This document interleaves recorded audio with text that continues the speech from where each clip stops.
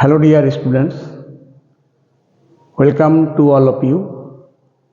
Today's class is going to be very important for them who are appearing in coming Johor Navodaya Vidyalaya selection test class 6 এবং এই ক্লাসে আমি তোমাদেরকে 10টি অঙ্ক দেখিয়ে দিচ্ছি এবং 10টি অঙ্কই কিন্তু আসার মতো অঙ্ক। তো দেরি না করে দেখা যাক সেই 10টি অঙ্ক কি কি এবং সেই অঙ্কগুলি কিভাবে সমাধান করা যায়। তো দেখো, প্রথমে আমরা 24 নম্বর অঙ্ক দিয়ে শুরু করছি, কারণ এর আগে আমি 23টি অঙ্ক অলরেডি দিয়ে দিয়েছি চ্যানেলে।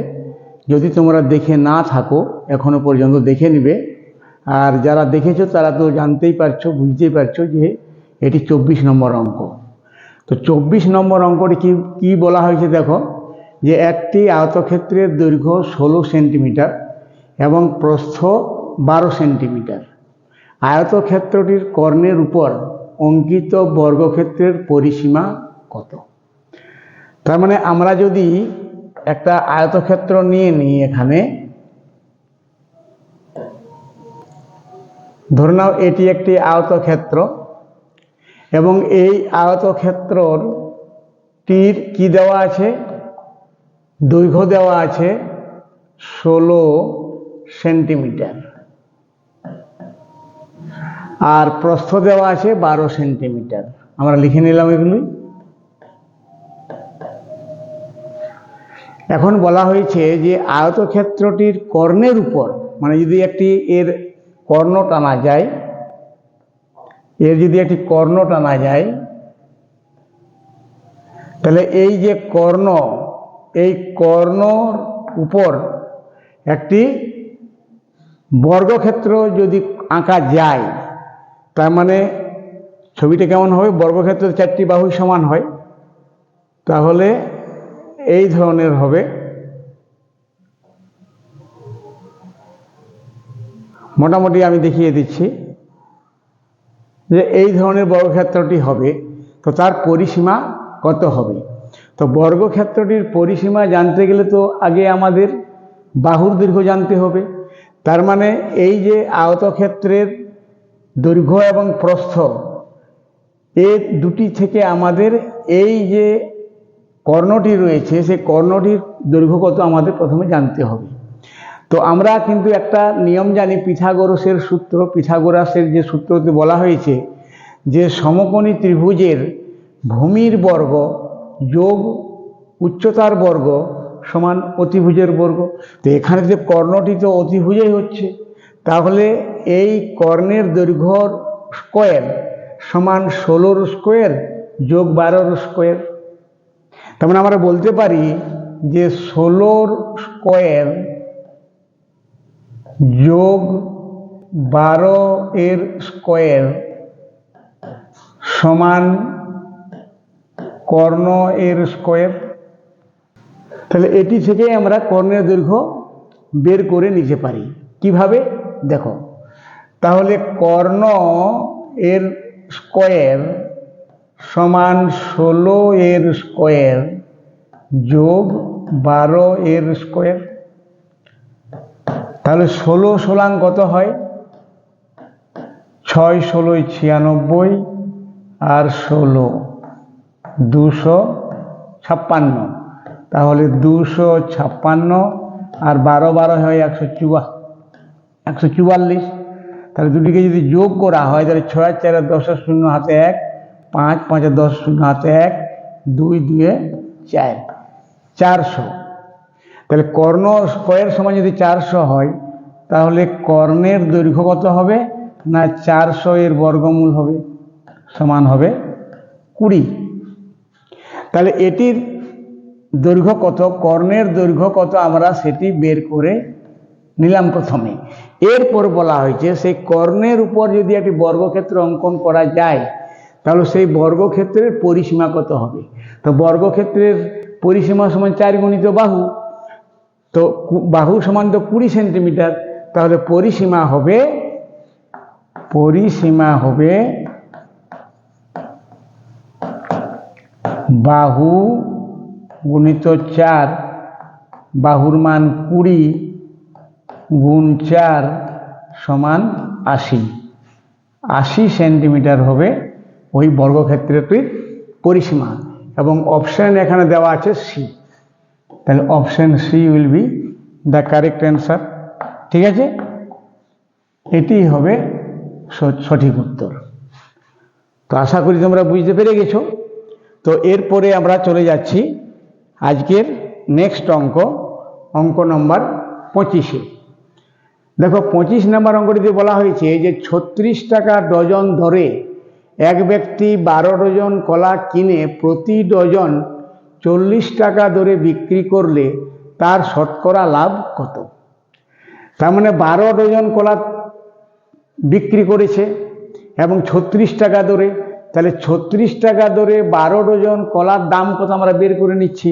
তাহলে হয়ে যাবে 36 গুণ 12 সমান হবে কত? এখানে গুণ করে নেওয়া যায়।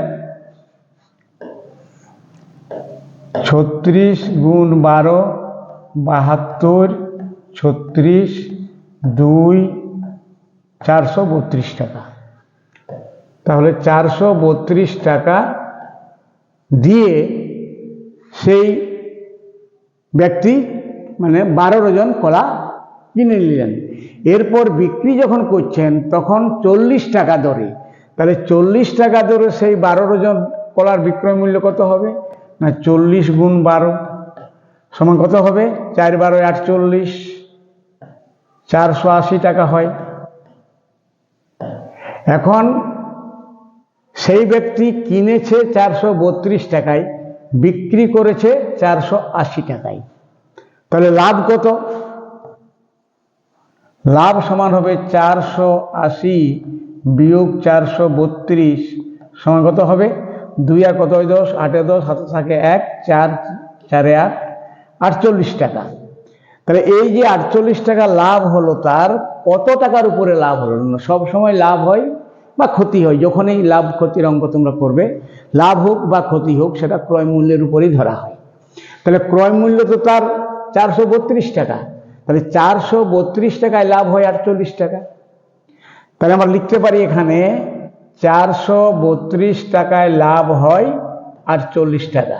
তাহলে শতকরা লাভ চাওয়া হয়েছে, তার মানে 100 টাকায় কত লাভ হয়েছে? তাহলে 432 টাকায় যদি লাভ হয় 48 টাকা, 1 টাকায় লাভ হবে 48/432 টাকা, আর 100 টাকায় লাভ হবে 48/432 গুণ 100 টাকা সমান কাটাকাটি করে নাও, আর যাচ্ছে না। 4 25 100/9, তাহলে 100-কে 9 দ্বারা ভাগ করে দিচ্ছি আমরা এখানে। তাহলে 9 1-কে 9 10, 9 1-কে 9 1, তাহলে 11 পূর্ণ 51, মানে 11 পূর্ণ 51 কোথায় আছে? এখানে অপশন এতে। তাহলে এটি হবে এই অঙ্কটির সমাধান। ঠিক আছে, তো এরপরে আমরা চলে যাচ্ছি নেক্সট অঙ্কতে, অঙ্ক নম্বর 26। এবং এই 26 নম্বর অঙ্কতে বলা হয়েছে যে একটি সমকোণী ত্রিভুজের সমকোণ সংলগ্ন বাহু দুটির দৈর্ঘ্য 3 সেন্টিমিটার এবং 4 সেন্টিমিটার হলে অপর বাহুর দৈর্ঘ্য কত? তো আমরা একটা সমকোণী ত্রিভুজ নিয়ে নিচ্ছি। ঠিক আছে, ধরো এটি একটি সমকোণী ত্রিভুজ। তো এই সমকোণী ত্রিভুজের বলা হয়েছে কি কি না, দৈর্ঘ্য 3 সেন্টিমিটার এবং 4 সেন্টিমিটার। তো ধরে নিচ্ছি বড়টা 4 সেন্টিমিটার, একটা 3 সেন্টিমিটার। একটা সমকোণী ত্রিভুজ আছে যার দুটি বাহুর দৈর্ঘ্য হচ্ছে 3 সেন্টিমিটার এবং 4 সেন্টিমিটার, সমকোণ সংলগ্ন। সমকোণ সংলগ্ন মানে এই বাহু এবং এই বাহুর দৈর্ঘ্য দেওয়া আছে, একটি বড়, একটি ছোট, একটি 4, একটা 3 সেন্টিমিটার হলে অপর বাহুটির দৈর্ঘ্য কত? তো আমরা একটু আগে যে অঙ্কটা করলাম যে আয়তক্ষেত্রের কর্ণের উপর অঙ্কিত বর্গক্ষেত্রের পরিসীমা কত, ঠিক সেই রকম সেই সূত্র কাজে লাগিয়ে আমরা অঙ্কটি করতে পারবো। এটি সমকোণী ত্রিভুজ। সমকোণী ত্রিভুজের ভূমির বর্গ যোগ অতিভুজের উচ্চতার বর্গ সমান অতিভুজের বর্গ, এটা আমরা জানি। আমরা যদি নাম দিয়ে দিই এ বি সি, তাহলে এসির দৈর্ঘ্য পাওয়া যাবে 4 এর বর্গ এবং 3 এর বর্গ যোগ করে তার বর্গমূল। তার মানে আমরা লিখতে পারি এখানে এসি স্কোয়ার সমান 4 স্কোয়ার যোগ 3 স্কোয়ার সমান 4 4 16 যোগ 3 3 9 সমান 25। তাহলে এসি স্কোয়ার সমান যদি 25 হয়, তাহলে এসি সমান কত হবে না, এসি সমান হবে √25 সমান হবে 5 সেন্টিমিটার। তাহলে অপশন কোথায় দেওয়া আছে? অপশন ডিতে দেওয়া আছে, অপশন ডিতে দেওয়া আছে 5 সেন্টিমিটার। এরপরে আমরা চলে যাচ্ছি অঙ্ক নম্বর 27। অঙ্ক নম্বর 27 বলা হয়েছে যে একটি বাস দিল্লি থেকে সকাল 10টা 15 মিনিটে দেরাদুনের উদ্দেশ্যে রওনা হয়েছে। ঠিক আছে, 10টা 15, সকাল 10টা 15-তে, সকাল 10টা 15-তে দেরাদুনের উদ্দেশ্যে রওনা হয়েছে এবং যদি দিল্লি থেকে দেরাদুন যেতে 6 ঘন্টা 30 মিনিট সময় লাগে, তবে বাসটি কখন দেরাদুনে পৌঁছবে? তার মানে এই যে 10টা 15 তো শুরু করেছে, রওনা হয়েছে, এরপরে সময় লেগেছে 6 ঘন্টা 30 মিনিট, তাহলে এই 10টা 15 সঙ্গে আমরা 6 ঘন্টা 30 মিনিট যোগ করে দেব প্রথমে। ঠিক আছে, তাহলে হয়ে যাবে এটা 45 আর এটা হয়ে যাবে 16। এখন 16টা 45, এখন তোমরা নিশ্চয়ই জানো 16টা 45 মানে একে যদি আমরা ওই ঘড়ির অনুসারে, আমার সাধারণ ঘড়ির, এটা কিন্তু রেলওয়ে টাইম। ঠিক আছে, এটা তো তোমরা হয়তো রেলওয়ে স্টেশনে দেখেছো যে ঘড়িতে যখন বাজে তখন ওই আমাদের দুপুর 12টার পরে যে 1টা 2টা 3টা এরকম বাজে আমার সাধারণ ঘড়িতে, রেলওয়ের ঘড়িতে কিন্তু সেরকম বাজে না। রেলওয়ের ঘড়িতে কিন্তু 12টার পরে 13টা হয়, 13টার পরে 14টা হয়, 14টার পরে 15 হয়, এইভাবেই চলতে থাকে। তো সেটা কোনো ব্যাপার নয়। এই যে 16টা 45 মানে সঠিক সময়ে আমাদের ঘড়িতে কটা বাজবে তখন না, এটাকে আমরা 12 ঘন্টা বিয়োগ করলেই পাওয়া যাবে। তাহলে হয়ে যাবে 4 ঘন্টা 45 মিনিট। তার মানে 12টার পরে তো বিকাল হয়, তাহলে বিকাল মানে পিএম, তাহলে 4টা 45 PM, মানে এটি হবে উত্তর। কোনটি? 4টা 45, এটি হবে সঠিক উত্তর। ঠিক আছে, যদি কিছু তোমাদের বলার থাকে তাহলে অবশ্যই তোমরা আমাকে কমেন্ট বক্সে জানাতে পারো। ঠিক আছে, তো এরপরে আমরা চলে যাচ্ছি পরের অঙ্কতে, অর্থাৎ অঙ্ক নম্বর 28। অঙ্ক নম্বর 28-এ বলা হয়েছে, দেখো যে 3টি ক্রমিক সংখ্যার যোগফল 63 হলে বড় সংখ্যাটি কত? 3টি ক্রমিক সংখ্যা মানে পরপর, যেমন 1 2 3, 3টি হলো ক্রমিক সংখ্যা, 10 11 12, 3টি হলো ক্রমিক সংখ্যা, 25 26 27, 3টি হলো ক্রমিক সংখ্যা। ঠিক এইভাবে 3টি ক্রমিক সংখ্যার যোগফল 63, তাহলে বড় সংখ্যাটি কত? এখন এই যে 3টি সংখ্যার যোগফল তো 63, তা আমরা 63কে প্রথমে কি করে নেব? 3 দ্বারা ভাগ করে নেব। 3 দুগুণে 6, 3 3 একে 3। তার মানে গড়ে প্রত্যেকটি সংখ্যা কত আছে? 21 করে করে 3 দ্বারা ভাগ করে, মানে সমষ্টিকে সংখ্যা দ্বারা ভাগ করলে তো গড় পাওয়া যায়। তাহলে গড় হলো 21। তাহলে গড় যদি 21 হয়, তাহলে এর পরের সংখ্যাটি হবে এর থেকে 1 বেশি, তার মানে হয়ে যাবে 22। আর তার আগের সংখ্যাটি 1 কম হবে, হয়ে যাবে 20। তাহলে সংখ্যা 3টি হলো 20 21 22। দেখো 20 21 22 যোগ করলে কত হচ্ছে? 63 হচ্ছে, এবং সেটাই দেওয়া আছে। এখন বলা হয়েছে যে বড় সংখ্যাটি কত, তাহলে বড় সংখ্যাটি কত হচ্ছে? 22, এবং সেই 22 উত্তরটা কোথায় আছে? অপশন সিতে, অপশন সিতে দেওয়া আছে 22। মানে খুব সহজ। তোমরা যখন পরীক্ষায় অঙ্কগুলো করবে ঠান্ডা মাথায় করবে, বুঝে সুঝে করবে, তাহলে পেরে যাবে। তো এরপরে আমরা চলে যাচ্ছি নেক্সট অঙ্ক 29 নম্বর অঙ্কতে। 29 নম্বর অঙ্কতে বলা হয়েছে যে 119 গুণ 474 গুণ 599 গুণ 681 সংখ্যাগুলির গুণফলের একক স্থানীয় অঙ্কটি কত। তোমাদেরকে গুণ করতে হবে না, এত বড় বড় সংখ্যাকে গুণ করা মানে অনেক সময়, কিন্তু এত সময় নষ্ট তোমরা করবে না, আগে অঙ্কটি বুঝে নাও যে গুণফলের একক স্থানীয় অঙ্কটি হবে কত। তাহলে একক স্থানীয় অঙ্কটি কত হবে?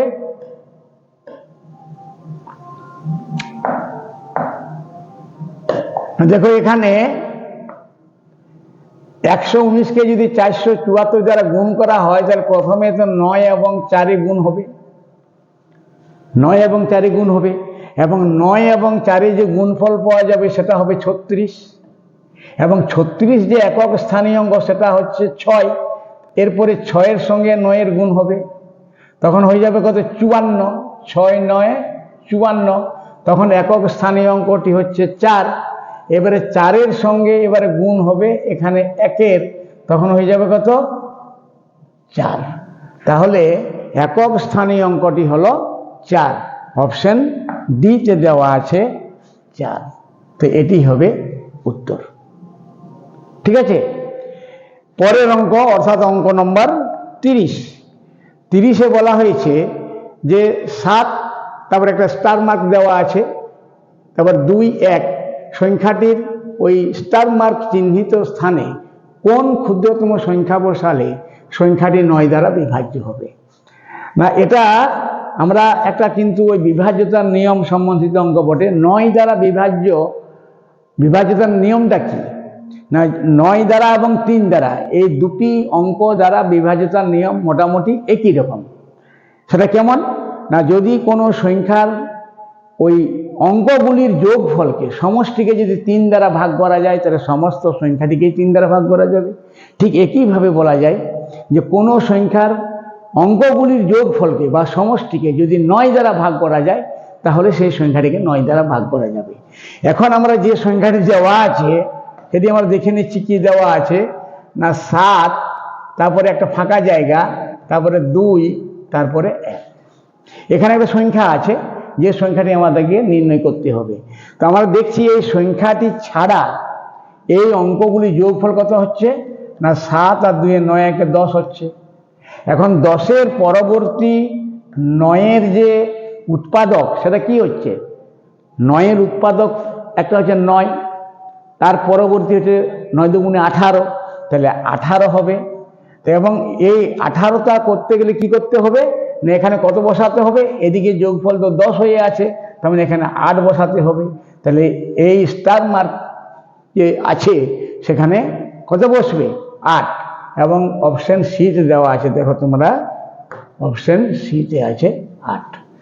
তাহলে 30 নম্বর অঙ্কের যে সঠিক উত্তর সেটি হবে অপশন সি 8। ঠিক আছে, এরপর আমরা চলে যাচ্ছি আজকের 31 নম্বর অঙ্কতে। শব্দ সেকেন্ডে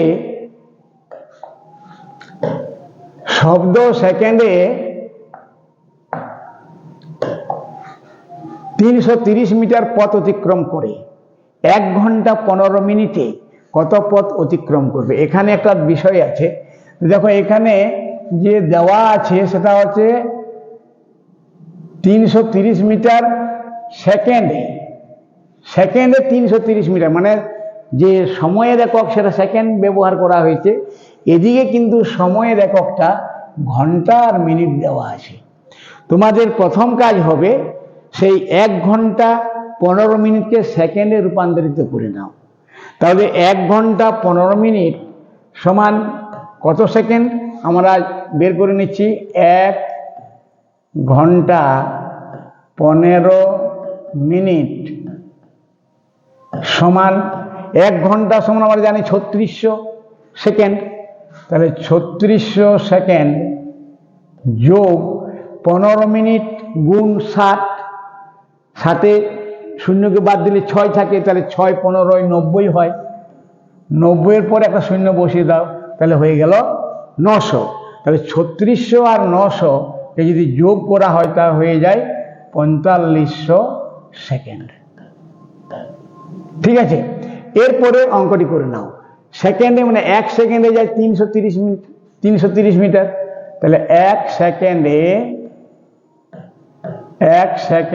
যায় 330 মিটার, 330 মিটার।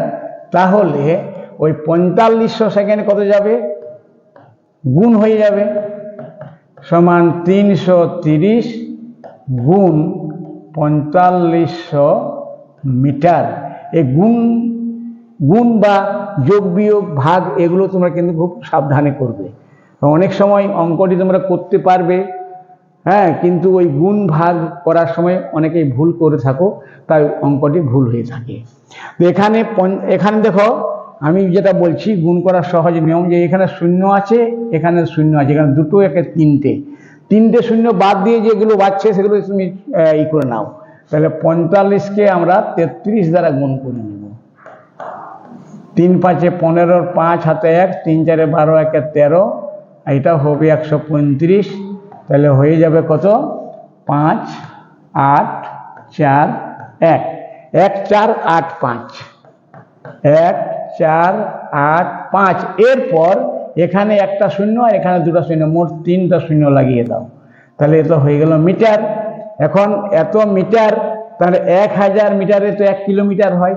তাহলে আমরা যদি 3টা অঙ্ক বাদ দিয়ে দিই এবং বাকি অঙ্কগুলো লিখি, তখন অটোমেটিক্যালি কি হয়ে যাবে, সেটা কিলোমিটার হয়ে যাবে। 1485 কিলোমিটার।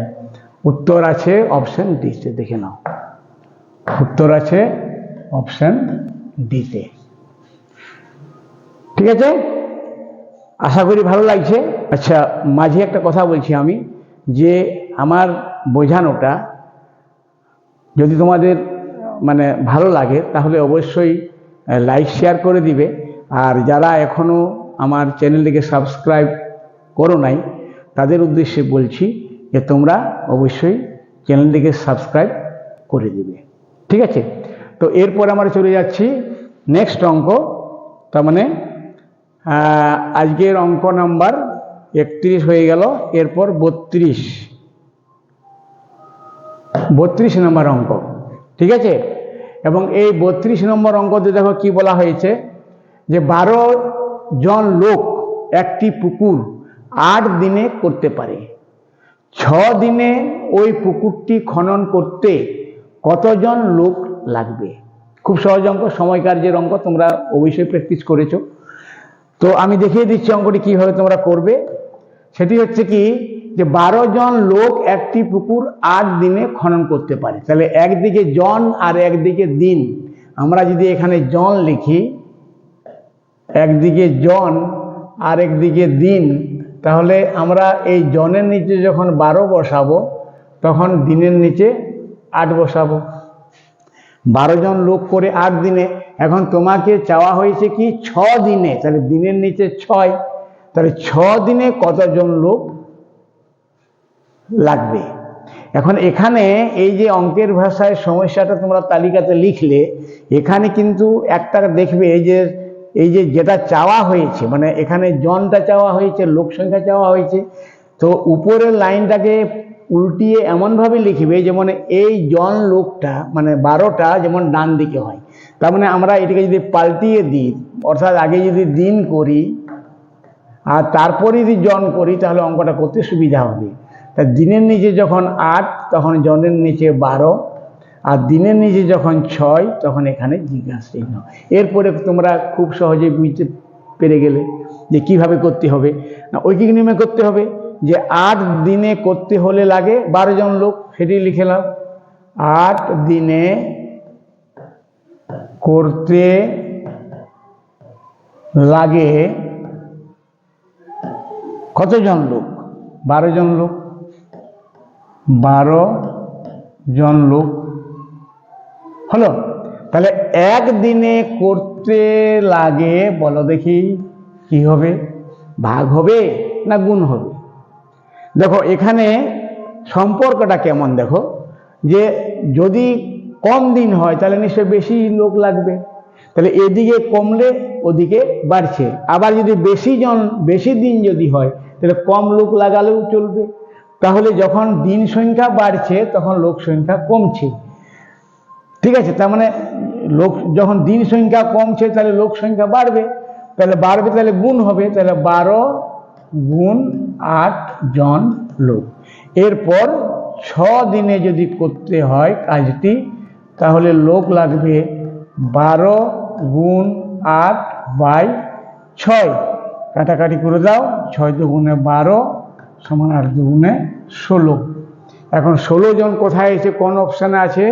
হ্যাঁ দেখো, অপশান ডিতে আছে, অপশান ডিতে আছে 16 জন। তাহলে 16 জন, অপশান ডিটাই হবে এই অঙ্কটির সঠিক উত্তর। তো এরপরে আমরা চলে যাচ্ছি আজকের অঙ্ক নম্বর 33। অঙ্ক নম্বর 33-তে বলা হয়েছে 5 অঙ্কের কোন ক্ষুদ্রতম সংখ্যাকে 60, 90 ও 80 দ্বারা ভাগ করলে কোনো ভাগশেষ থাকে না, মানে বিভাজ্য, সম্পূর্ণরূপে বিভাজ্য। তো আমরা জানি একাধিক সংখ্যা দ্বারা বিভাজ্য কোনো সংখ্যা বের করতে হয় তখন লসাগু বের করতে হয়। আর তাছাড়া আমার মনে হয় অনেক ছেলেমেয়েরাই কিন্তু এটা কনফিউশনে পড়ে যাও যে গসাগু করব না লসাগু করব। সেটা আমি আজকে স্পষ্ট করে দিচ্ছি। সেটি হচ্ছে কেমন, দেখো, যে 60, 90 এবং 80 দ্বারা ভাগ করা মানে ভাজক, দ্বারা ভাগ করলেই মানে সেটা ভাজক। তাহলে 60 যদি ভাজক হয় এবং কোনো সংখ্যাকে যদি আমি ভাগ করি তাহলে এটা নিশ্চয়ই কি হবে, এর থেকে বড় হবে। আবার 90 দ্বারা ভাগ যদি করা হয় তাহলে নিশ্চয়ই এটা 90 থেকে বেশি হবে। আবার যদি 80 দ্বারা ভাগ করা হয় তাহলে সেই সংখ্যাটি 80 থেকে বড় হবে। তার মানে সংখ্যাটি যদি বড় হয়, এদের থেকে যদি সংখ্যাটি বড় হয় তাহলে লসাগু, চোখ বন্ধ করে লিখবে, লসাগু নির্ণয় করতে হবে। তাহলে আমরা লসাগু বের করে নিচ্ছি, ঠিক আছে। আমরা প্রথমে কি করে নিচ্ছি, লসাগু বের করে নিচ্ছি। তাহলে আমরা প্রথমে লিখে নিচ্ছি কার কার লসাগু, 60, 90 আর 80। তাহলে 60, 90 আর 80 এই তিনটি সংখ্যার আমরা লসাগু বের করে নিচ্ছি এবং প্রথমে 10 খাইয়ে দিচ্ছি, 6, 9, 8। এরপরে 2, 3 দুগুণে 6, 9, 4। এরপরে 3, 3 একে 3, 3 3-এ 9, 4।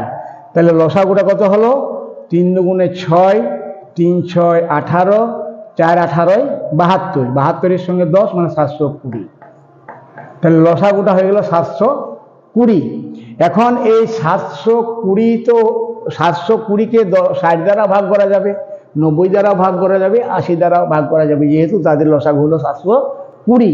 এখন 720 ছাড়াও আর কোন কোন সংখ্যাকে এই তিনটি সংখ্যা দ্বারা ভাগ করা যাবে না, এই লসাগুর গুণিতকগুলো, লসাগুর গুণিতক। তাহলে গুণিতকগুলো আমরা বের করে নিচ্ছি। 720 গুণিত 1 সমান 720, 720 গুণিত 2 সমান 1440। কিন্তু একটি কথা বলছি, এইভাবে যদি আমরা গুণ করে করে করে করে যাই তাহলে অনেক সময় লেগে যাবে। তোমাকে বের করতে হবে 5 অঙ্কের কোন ক্ষুদ্রতম সংখ্যা।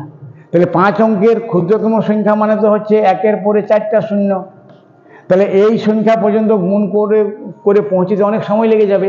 তাই আমি একটা শর্টকাট নিয়ম বলে দিচ্ছি, কি সেটা হচ্ছে যে 5 অঙ্কের ক্ষুদ্রতম সংখ্যাটিকে আগে লিখে নাও। তাহলে 5 অঙ্কের ক্ষুদ্রতম সংখ্যাটি হচ্ছে কত, 1-এর পরে 4টা শূন্য, 1-এর পরে 4টা শূন্য, এটা হলো 5 অঙ্কের ক্ষুদ্রতম সংখ্যা। একে সরাসরি 720 দ্বারা ভাগ করে দাও, 720 দ্বারা ভাগ করে দাও। তাহলে 1 খাওয়াও 720, বিয়োগ করলে 8 10 হাত থেকে 1, 8 আর কত 10, 2 10, নেমে গেল 0। এরপরে 4 7 2880 হয়ে যাবে, 3 খাবে, তাই 3 0 0, 3 দুগুণে 6, 3 7 21, 0 6 4 10 হাতে 1, 2 1 কত 8 6 8। দেখো, যখন আমরা 5 অঙ্কের ক্ষুদ্রতম সংখ্যাটিকে ওই লসাগু দ্বারা ভাগ করে নিচ্ছি, তখন কিন্তু ভাগশেষ থেকে যাচ্ছে 640। তো যখন কোনো ভাগে কোনো ভাগশেষ থাকে, তখন যদি ওই ভাগশেষটাকে ভাজ্য থেকে মাইনাস করে দেওয়া হয়, বিয়োগ করে দেওয়া হয়, তাহলে কিন্তু সংখ্যাটি পাওয়া যাবে। তাহলে কি হচ্ছে, এখানে 1-এর পরে 4টা শূন্য, বিয়োগ করে দিচ্ছি 640, তাহলে 0, 6 10 হাতে 1, 7 কত 10, 3 10 হাতে 1, 9360। সংখ্যাটি কিন্তু 4 অঙ্কের হয়ে গেল, 4 অঙ্কের হয়ে গেল কিন্তু সংখ্যাটি। তাহলে 5 অঙ্কের ক্ষুদ্রতম সংখ্যাটি বলা হয়েছে, তার মানে এর পরবর্তী, মানে 13 তো হয়ে গেল, তাহলে এর পরবর্তী যে সংখ্যাটি হবে 720 এর গুণিতক, সেটি 14 হবে। তাহলে 720-কে 14 দ্বারা গুণ করে দাও, 720-কে 14 দ্বারা গুণ করে দাও। 4 0 0, 4 2 8, 4 7 28 আর 720, তার মানে হয়ে গেল কত, 10,080। তাহলে 10,080 সংখ্যাটি হবে সেই 5 অঙ্কের ক্ষুদ্রতম সংখ্যাটি, যেটিকে 60, 90 এবং 80 দ্বারা ভাগ করা যাবে এবং কোনো ভাগশেষ থাকবে না। তাহলে 10,080 কোথায় আছে দেখো, 10,080 এখানে আছে, অপশন সিতে 10,080। এটি হবে এই অঙ্কটির উত্তর। তো এইভাবে আমরা আজকে 10টি অঙ্ক করে নিলাম, এবং 10টি অঙ্কই কিন্তু আমি আবারও বলছি, মানে এগুলি যদি নাও আসে, আমি গ্যারান্টি দিয়ে বলছি না যে এই অঙ্কগুলি আসবে, কিন্তু যদি তোমরা এই রকমের অঙ্ক প্র্যাকটিস করে থাকো, তাহলে অবশ্যই 100% তোমরা পরীক্ষার হলেও অঙ্কগুলি করতে পারবে, মানে এই ধরনেরই অঙ্ক থাকে। তো যাই হোক, আশা করি ভিডিওটি তোমাদের ভালো লেগেছে, এবং শেষে আরেকবার বলছি, যদি ভালো লেগে থাকে তাহলে লাইক শেয়ার করে দেবে ভিডিওটি, আর চ্যানেলটিকে সাবস্ক্রাইব করে দিবে যদি সাবস্ক্রাইব এখনো পর্যন্ত না করে থাকো। তো এখানে শেষ করছি, সবাই ভালো থেকো, সুস্থ থেকো, ভালোভাবে পরীক্ষা দাও। হ্যাঁ, আর শেষে একটা কথা বলছি, যে নিজেদের মধ্যে সেলফ কনফিডেন্স রাখবে, কিন্তু সেলফ কনফিডেন্স, আত্মবিশ্বাস, এটা খুবই জরুরি যে কোনো পরীক্ষাতে, ঠিক আছে? তো আত্মবিশ্বাস রাখবে এবং তুমি মনে মনে করবে এগুলি কোনো ব্যাপারেই নয়, এগুলি হয়তো আমি পারি, এগুলি আমি করেছি, এইরকম ভাবনা মনের মধ্যে রাখবে। তো দেখা হচ্ছে পরের ভিডিওতে। আবারও বলছি, সবাই ভালো থেকো, সুস্থ থেকো, মন দিয়ে পড়াশোনা করো, মন দিয়ে প্রস্তুতি নাও। May God bless you. Thank you.